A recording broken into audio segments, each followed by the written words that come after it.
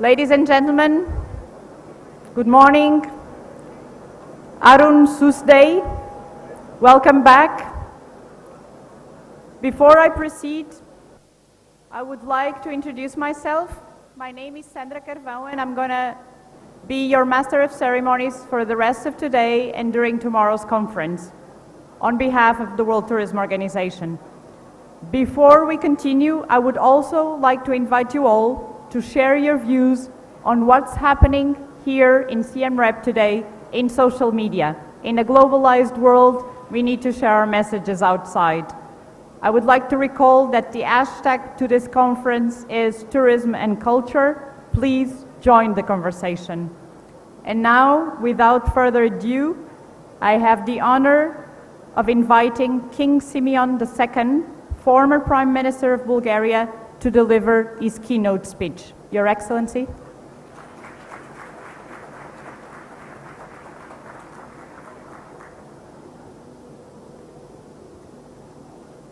Dear Secretary General, Excellencies, ladies and gentlemen, Your Highnesses, first and above all, I wish to thank the UN, WTO, and UNESCO, as well as our Cambodian hosts, for having invited me to address such an impressive and select audience. The joint action of these two prestigious organizations is in itself of utmost importance because their field of activity is of global scale, and uniting their efforts becomes even more so. National culture and tourism authorities must or should work hand in hand, in my opinion. If to this we add the theme which has drawn us here today, building a new partnership, we are truly motivated. Yes, indeed, because having in mind the Hangzhou Declaration of 2013 and last year's Florence Declaration, we realize how much can be achieved to enhance, protect the universal cultural heritage and make this world a safer place to travel in. Ladies and gentlemen, as one of the three living heads of state from World War II, which incidentally dates me, I must share with you what first came to my mind when reading about culture coupled to tourism. This was peace, harmony, and mutual understanding. Having experienced the horrors of war as a child, peace is a very dear element to me, as it probably is to those of you who come from war-torn parts of the world. If, for instance, Australia, Canada, the EU, Japan, or the United States, just to mention a few countries enjoying peace, all of us must do our very best to increase the number of what I call fortunate countries, those you visit without fear of conflict. The sole fact that more than 1 billion international tourists travel the world annually, as our Secretary General mentioned earlier, underscores the importance of what brings us today to Siem Reap. Without in any way demeaning mass tourism, which is equally important, I sincerely believe that we should concentrate on how to encourage and strengthen cultural tourism. The list of archaeological, historic, architectural, or artistic sites of the globe is fortunately a long one. We must, consequently, promote culture-conscious traveling, whether for leisure or in quest of some specific destination. Ladies and gentlemen, you will allow me to pick my own country to illustrate what I just mentioned a moment ago. Bulgaria welcomed almost 5 million tourists in 2014, approximately the same figure as Cambodia. The majority of visitors aimed for the beautiful Black Sea coasts during the summer period, whereas the rest visited our very fine skiing slopes during the winter. This, of course, has a positive effect on the economic growth and on the national budget too. If you will allow me to suggest something, dear Secretary General, I believe that a resolution should be adopted by this conference to earmark in every country a percentage of the income from tourism directly to the respective ministry for its specific needs. I think that this is vital to be able to finance and to protect a lot of touristical sites. In Bulgaria, there are several rich archaeological sites dating from various civilizations, a lot of monasteries and artistic treasures, which in this way would be much better looked after. Such a cultural array is obviously similar to other countries equally conscious of their potential and eager to develop it.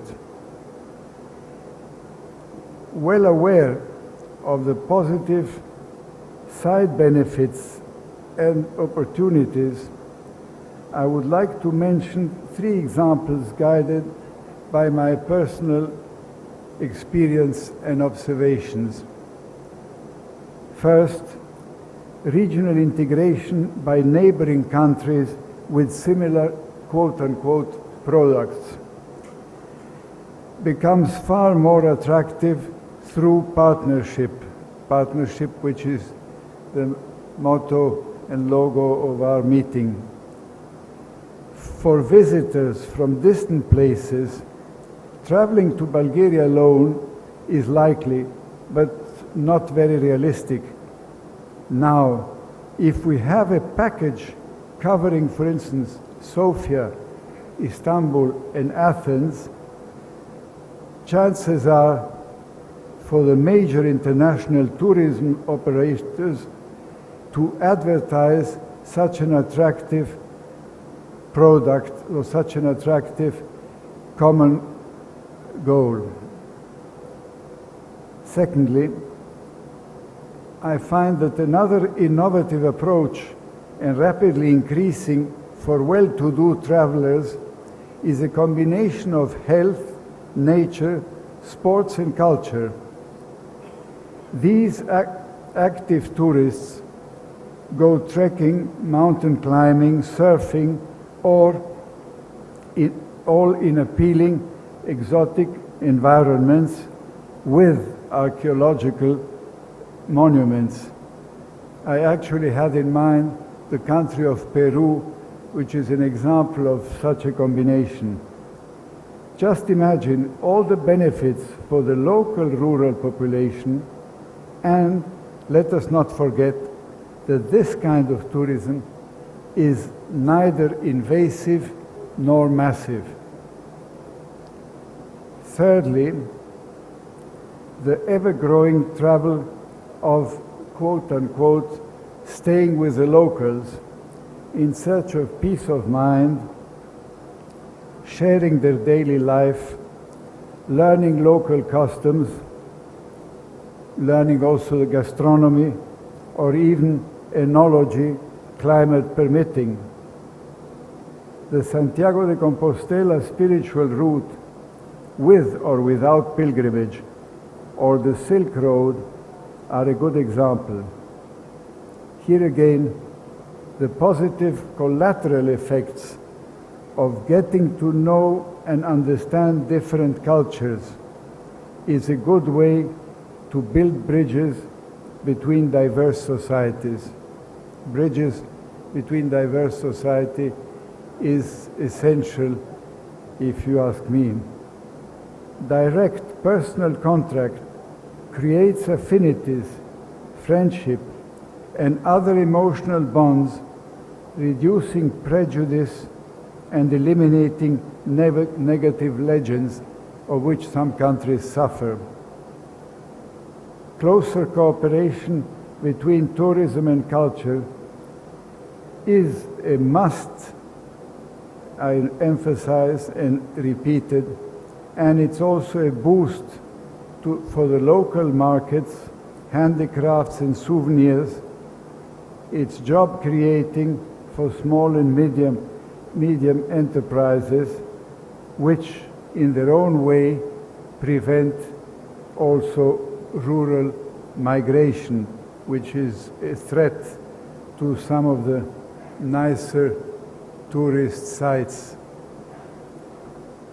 Excellencies, ladies and gentlemen, each one of us feels proud of his or her national cultural heritage. Personally, for me, having been exiled and a refugee for half a century, it has an additional value. Securing of one's forebears' roots, securing the roots, i.e. tradition which is also very important in every country, every society, for its own self-respect.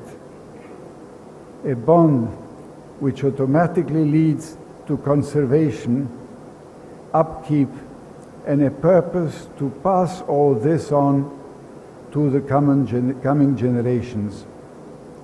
Safeguard and embellishment of tangible or intangible heritage should also be on our priorities, and I feel that it should also be on the priorities of NGOs and community groups or organizations. I could obviously point out many more considerations, because I firmly believe in the huge benefits from well-managed tourism. Well-managed is which I underline, as a vehicle for cultural exchange. But I will leave this to the experts in this room who are much more knowledgeable than me.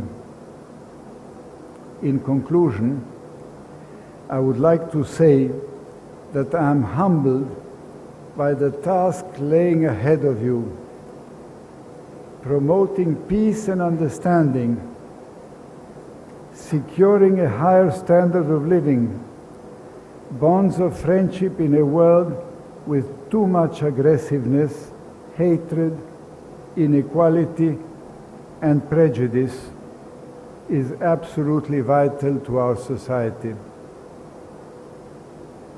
Let us ensure that cultural tourism will be on the international community's agenda in view of the new Sustainable Development Goals.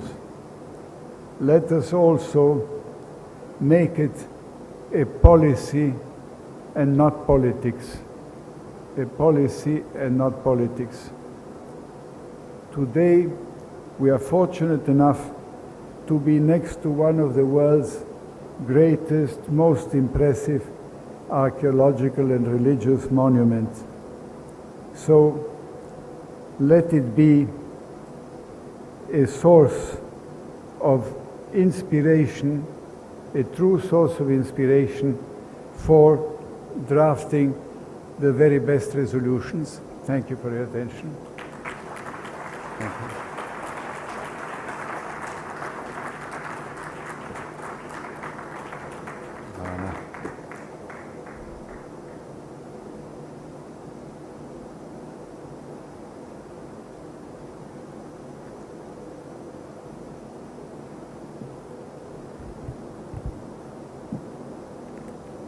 Your Highness, thank you for such inspiring words and specifically for such concrete proposals to advance the partnership between tourism and culture.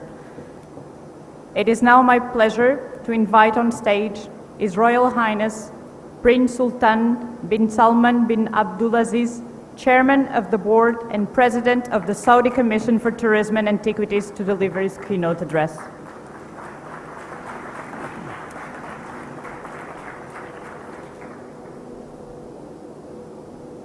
Bismillah ar-Rahman ar-Rahim.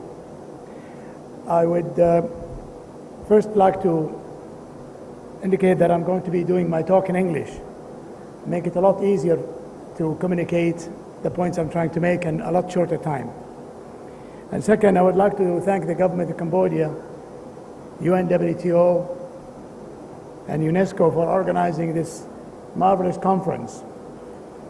It is indeed high time that the ministers and people responsible for tourism, people responsible for culture come together, because today Cambodia signifies a very important turning point where culture becomes very much intertwined with economic development and, of course, driving people into a country, into cultural sites through tourism. In Saudi Arabia and in the GCC countries, last meeting of the Ministerial Conference for GCC Ministers of Tourism, we in Saudi Arabia have requested that the next meeting will be a meeting between the tourist ministers and the cultural ministers. This is way before we heard about this conference, because we do believe that there is a lot to be done between the two industries. And I emphasize the word industry.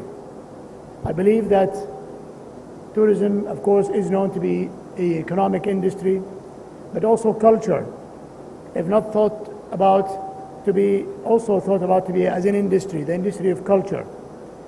Having said that, I'd like to emphasize that we in Saudi Arabia undergoing now, as we speak, a massive development in the sense of retrieving the national culture and the national heritage of the country, which I'll speak about today, but with in mind a very clear and very strict government directive that we proposed and approved by the government through the several laws that were enacted this year in Saudi Arabia to make sustainability a very important factor. We believe, and we in Saudi Arabia confirm, that for us sustainability of cultural sites is far more important than numbers.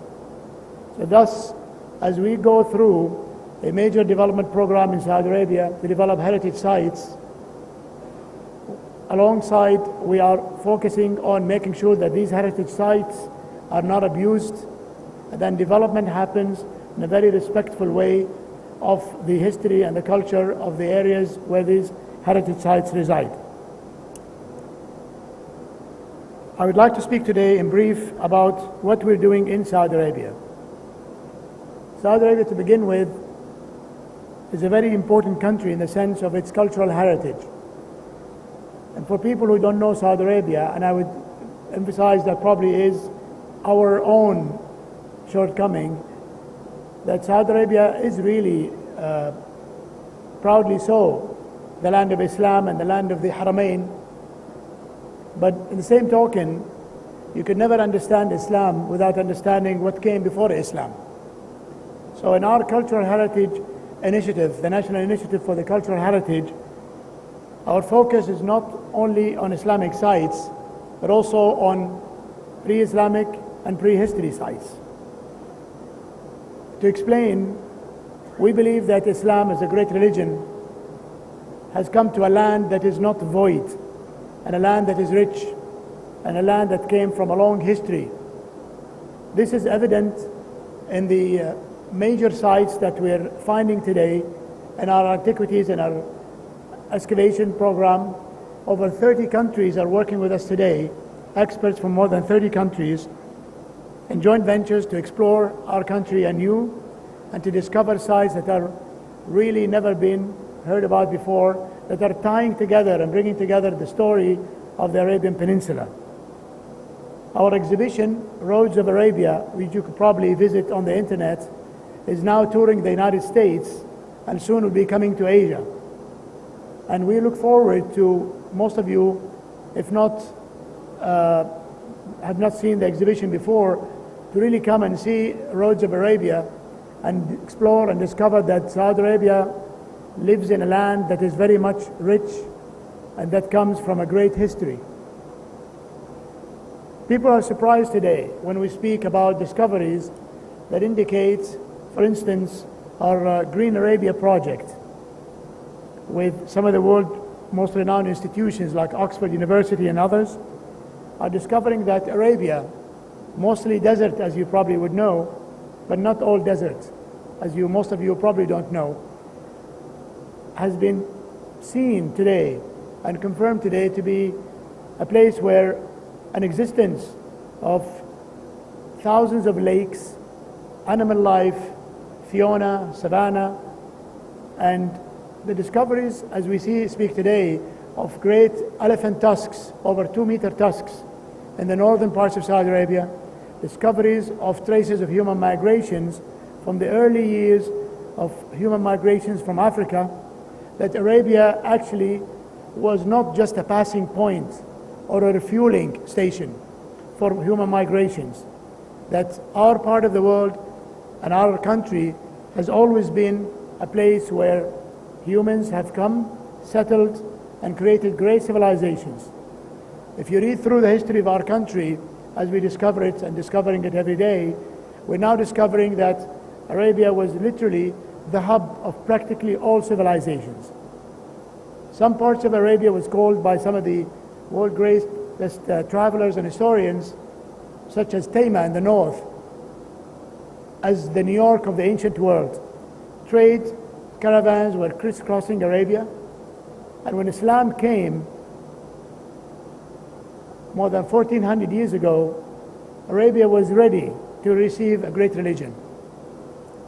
We believe that the Kaaba, the foundations of the Kaaba were laid by the Prophet Abraham some 2400 years before the Prophet Muhammad ﷺ, and that during those 2400 years and beyond, the preparation was actually begun for a great religion like Islam to emanate from Arabia. So a great religion like Islam could not have emanated from a simple place or a desert or a void in terms of cultural void or political void or economic void. So we're now speaking about a part of the world where a great religion emanated during a very, very important time and a very important cross point in time in human history. Arabia was ready because the language in which the Quran came was the Arabic language. The superlative language that the Quran came with came in a time when Arabia, actually people in Arabia were all speaking Arabic and speaking the superlative language of Arabic and poetry and so on. Islam emanated from Mecca, where Mecca was then the last great civilization living in Arabia. While the other kingdoms and civilizations have waned, Mecca rose as a political, economic, and cultural civilization. The trade routes, the caravans of trade that came through Arabia during the rise of Islam have given a sense of connectivity as we today know it as the internet or Twitter. These trade caravans have actually contributed, coming to Mecca, bringing trades from the south and the north, exploding from that position to go all parts of the world, carrying the word of Islam, carrying the story of this new great religion that just emanated from Arabia, which today forms one of the world's 3 great religions and one of the fastest, if not the fastest growing religion in the world. We, the people of Arabia and the people of Islam, very much condone the horrible news that we see, whether this morning or beyond, whether by people who pretend to be Muslims or people who pretend to be Christians or people who pretend to be Jewish or people who pretend to be in any other religion, in the name of these great religions, committing horrific crimes like what we've seen this morning. Therefore, we in Arabia and in Saudi Arabia have committed to a great initiative which is called the National Heritage Initiative, and the government of Saudi Arabia has committed vast amounts of money, over $2 billion for the first phase, to create a great number of museums, children museums, reinvent the museum system completely, which are now under construction, open up the country for exploration. As I mentioned, more than 30 agreements have been signed with some of the best minds in the world to work with us, exploring our country, going back to millions of years and thousands of years. The discoveries we found in our country today are absolutely massive and extremely interesting. My job really, probably one of the most interesting jobs in the world, having to begin to explore a land that had been said by many others, including Dr. Zahi Hawass of Egypt, who was visiting us last month, that what you have in, he said, what you have in Saudi Arabia is like Egypt in the 19th century, a complete undiscovered country that is now going through a very meticulous process by its own people. All the international teams working with us today are joined by tens of Saudis, men and women, who are being educated throughout the years. The generations of Saudis that Saudi Arabia has invested in are today preserving and exploring its own heritage. Saudi Arabia is the meeting point of civilizations, and in that sense, what we discover today is proof that the people of Saudi Arabia have never been poor to begin with. We, as I always use the term, we are not nouveau riche. We're not people that have just woke up and found oil and became rich and became human. We come from a great civilization. We come from thousands of years of wealth that is based on great civilizations that have come, lived, built, and invested in the lands of Arabia. So what we see today in our museums and in the Roads of Arabia exhibitions is great wealth that has been left to us, but along with that wealth, a lot has left for the people of Saudi Arabia who were genetically imprinted by these great civilizations. We also believe that tourism is very important. And I'm talking about tourism in the different sense, in the sense of people going to places, enjoying their time, being respected, being hosted, finding graciousness among the people of our country who are very, very gracious and generous people, and not the tourism that comes and destroys everything in its path to achieve numbers. So tourism in Saudi Arabia has been based basically on focusing on value tourism, and cultural tourism is practically taking and will be taking more and more of the stake of the focus of the country, probably up to more than 50%.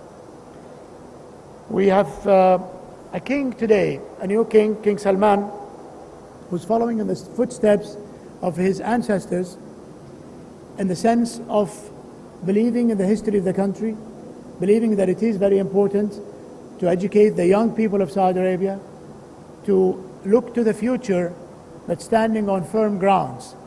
So we have now invested and investing quite a bit of partnerships, funding, sites, events, and reclaiming the history of the country through its sites. We believe that sites are very important. You cannot learn history by only reading books. And the great history of Saudi Arabia, the great diversity of the cultures of the country is a very important issue. So recovering sites, opening sites, creating events, right now hundreds of cultural events, introducing the history of the country from a different perspective, opening windows through these sites where young people can go, learn the stories of the country, enjoy its flavors through its diverse foods and crafts, languages, accents. Many people today don't really know that Saudi Arabia is a multitude of cultures. Mountain cultures, coastal cultures, desert cultures, a complete diversity of a very, very colorful country that we believe makes the country stronger. There has never been an initiative in Saudi like this one. I've heard also from Madame Barkova that this is really a world-class initiative in the sense of the holistic approach to recovering the culture in all its dimensions, whether it's antiquities, museums, built heritage of Saudi Arabia, the crafts industries, the education, the media, the partnerships, and so on. It's very important to know that our investment goes beyond building museums and sites. We're actually building generations of Saudis that will be managing those museums. We are very much endowed in our country by the number of people. Saudi Arabia will soon reach more than 30 million people. And one of the things that the country has invested in from its inception over 300 years ago is education and a trust in its own people to be able to carry the people to the forward. So today the country is investing probably the largest stake in its budget in education. Complete reinventing of the education system. Over the 270,000 Saudis today, men and women, are going to universities around the world on government scholarship. Some of the best universities in the world, people actually choose the university they want to go to and freely choose the specialties and mostly going to areas that relate to development. This is beyond the tens of universities in the countries, new universities and also excellent universities that have been built over 50 years ago.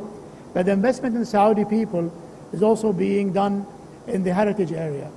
I believe in the next 5 years, with the focus of the national initiative, which concentrates on human power, that we will have a generation of Saudis, men and women, that are now coming from universities from around the world, who are being trained with some of the world's best museums that we have agreements with, the Louvre, the British Museum, Metropolitan, and many other museums, that these generations will come and become the educators for the young generations in Saudi Arabia.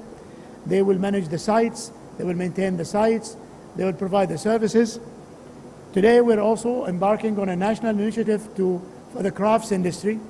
And the crafts industry in Saudi Arabia will be one of the most important economic providers in the country.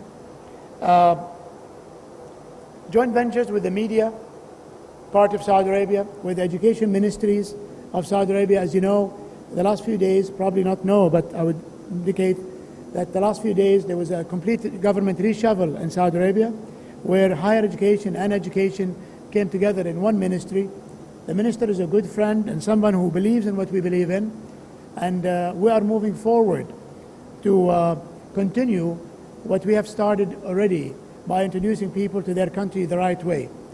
The program Live Saudi Arabia, it's a national initiative to transport, literally transport, over the next 3 years, more than 1 million students to sites and to regions and to towns and villages to explore and to see and to greet and to meet their country, sometimes for the first time. So we believe now, as we live in the age of the internet, the age of diversity, the age of travel, that one of the problems we face is that people are moving away from knowing their country because they have so much offer to know everybody else's country. We believe that it's very important investment that the young generations of Saudis literally know the major accomplishment of bringing a country together like Saudi Arabia. Never before in history that the Arabian Peninsula have come together as a one nation, and I might add a very stable nation in a very turbulent time. So this is something that we very much appreciate, and I very much focus on thanking the UNWTO and UNESCO and the government of Cambodia for taking the initiative of bringing together tourism and culture. Although this is economically very important, but I think today tourism and culture can also bring people together. I want to thank my very good friend Dr. Talib Rifa'i for using my words which were instinctively said during the Space Shuttle mission many years ago. I don't want to even say how many years ago it is. But we were in China last year enjoying one of the conferences of the Association of Space Explorers, which I happen to be a founding member. And we have produced a book, which we're producing again now, called home planet. And when they asked us, when they went to researching for things that people have said while they were in space, they referred to something I said in space, which I said really completely instinctively as a surprise to me too. I was asked while in space, what did you feel being in space? And I actually reflected for only a short minute. And I said, to complete the sentence, I said, well, you know, by second day of the 7-day trip around the world, and as you know, we go around the world every 90 minutes. I said to Talib and I said to some friends, we all need space shuttles to do the work we do now, going around the world. But 90 minutes around the world, 16 sunsets and sunrises every day, looking at a great, beautiful planet from space and seeing the blackness of the background really gives you perspective of how small this world is. And no matter how many posters you see, you will never see the world like you see it with your own eyes from space. That's why I like to support people like Branson, Richard Branson, my friend Richard Branson and others, to quickly get people to space and get to see Earth from space. And I want to add, especially politicians, who sometimes stay away from seeing the full picture and begin to focus on small items, small things that don't belong to the 21st century. I said for the first day or so, or 2 days, we were actually searching for our own countries. I was looking for Saudi Arabia and the Middle East and so on. Then I said by the third or fourth day, we were looking at our continents. By the fifth day, truly, we could only see one Earth. It was a complete surprise to me that these reflections came in an instant time where literally the borders have actually disappeared as we went day on and day off in the space mission, carrying out our duties and looking at the world from a distance. So today when I travel, many people that I travel with, my colleagues, I never get tired because trips seem to be short. I forgot my passport many, many times because I forgot there were borders to begin with. But coming to Cambodia is a wonderful experience, and it is an addition to myself and I'm sure to everybody else. I would like to thank you very much for listening to me on a long stretch, but very much appreciate being here. Wassalamu alaikum wa rahmatullahi wa barakatuh. Thank you.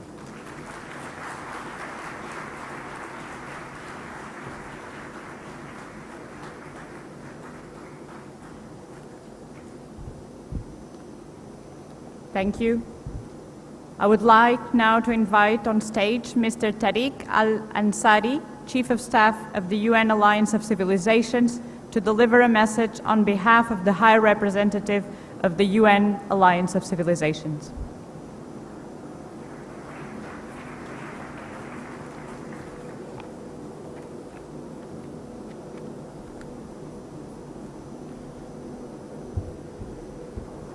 Good afternoon. Since I'm the last speaker for this morning's session, I will not be so long in the presentation, not to be accused that I'm preventing you from having lunch.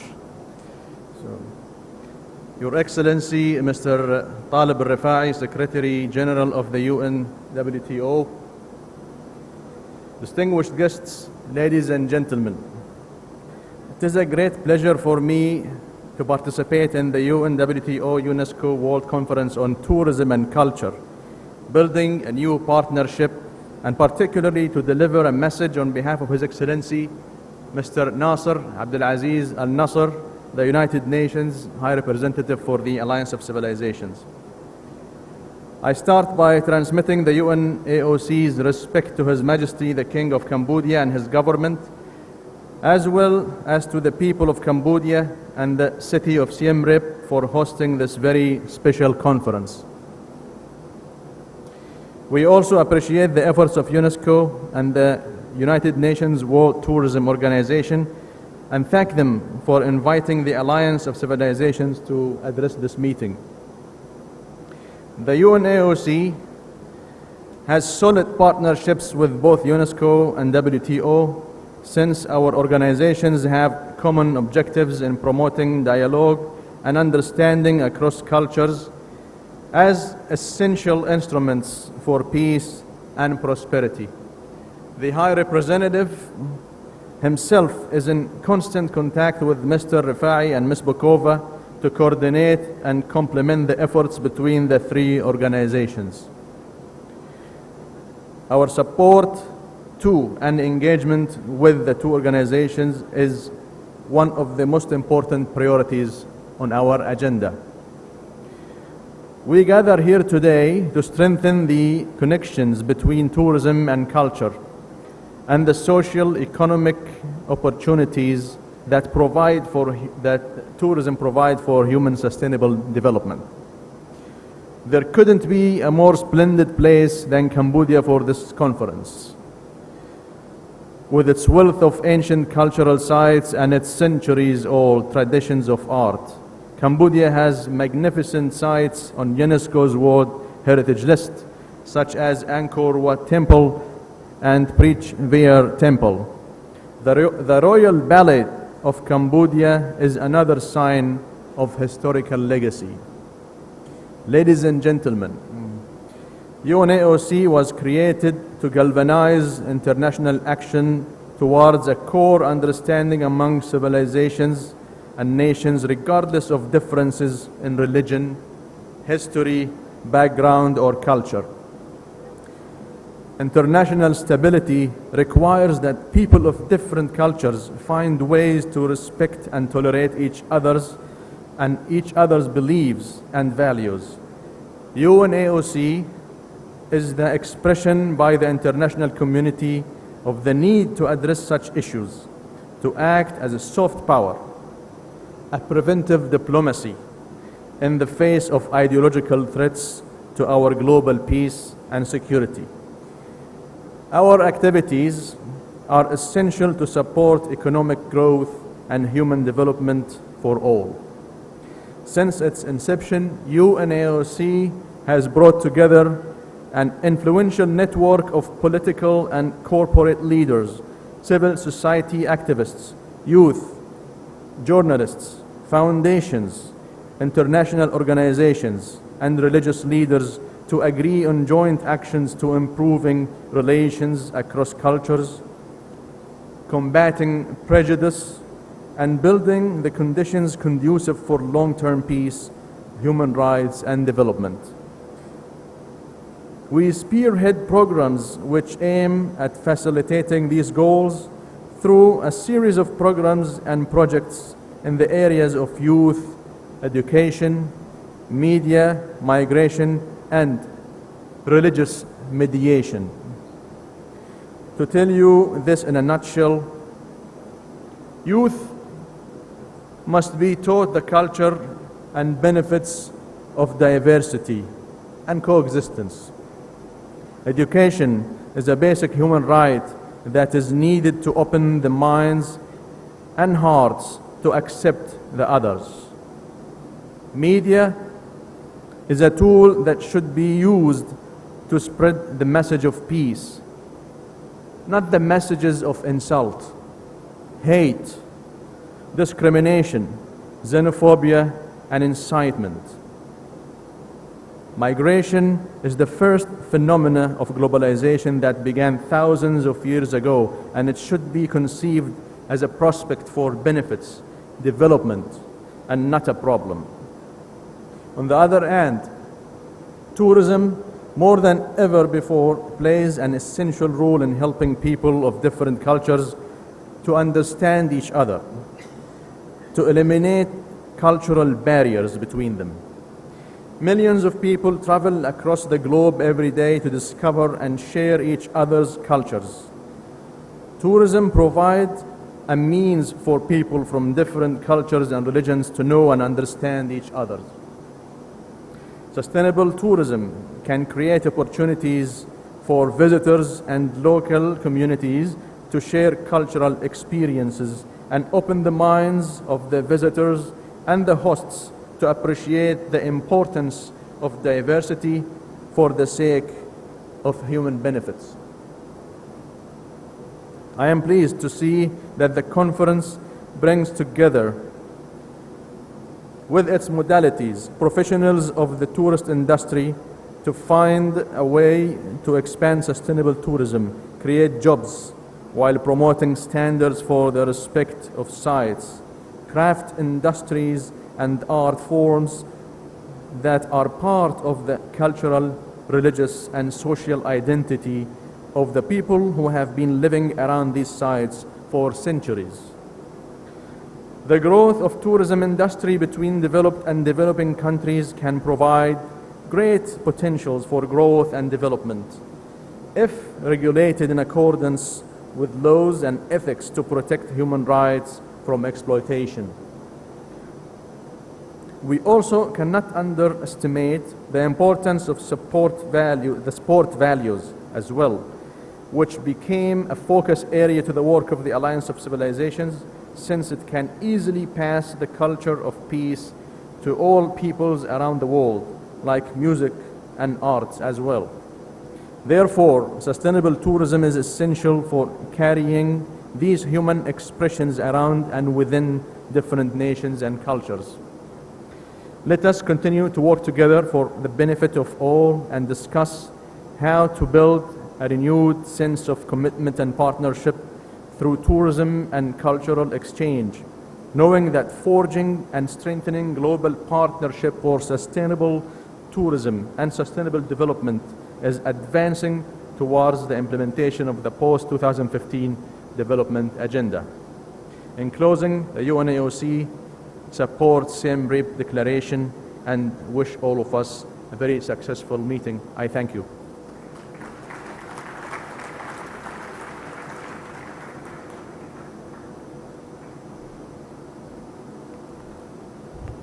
Thank you very much, Mr. Al-Ansari, for bringing us the important link between youth, culture, and tourism.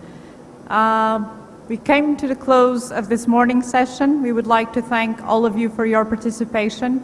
Before we leave for lunch, allow me to take the opportunity to inform you that lunch will be kindly hosted by the Ministry of Culture, Sports and Tourism of the Republic of Korea and includes a special performance by a troupe brought directly from Korea to accompany our delegates. Oh, sorry. Okay. Lunch will be served in the garden, and I ask you very kindly to be back at 2 o'clock for the afternoon session. Enjoy your lunch.